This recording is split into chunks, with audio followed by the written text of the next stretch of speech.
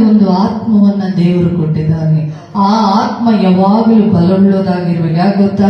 ದೇವರು ತನ್ನ ಜೀವ ಶ್ವಾಸವನ್ನ ನಮ್ಮೊಳಗೆ ಊದಿರುವುದು. ಆ ಆತ್ಮ ಯಾವುದು ಅಲ್ವಾ? ತನ್ನ ಜೀವಶ್ವಾಸ ನಮ್ಮೊಳಗೆ ಊದಿದ ಮೇಲೆ ನಾವು ಹೇಗಿರ್ಬೇಕು?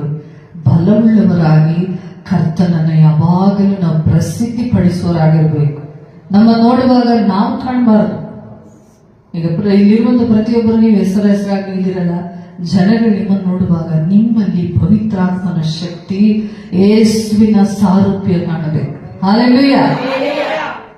ಹಾಗಿದ್ರೆ ಈ ಲೋಕದಲ್ಲಿ ನೀವೇನ್ ಬಂದ್ರು ಕೂಡ ಜಯಿಸ್ಲಿಕ್ಕೆ ಸಾಧ್ಯ. ಯಾವುದು ಕೂಡ ನಿಮ್ಮನ್ನ ಮುಟ್ಲಿಕ್ಕೆ ಆಗೋದಿಲ್ಲ.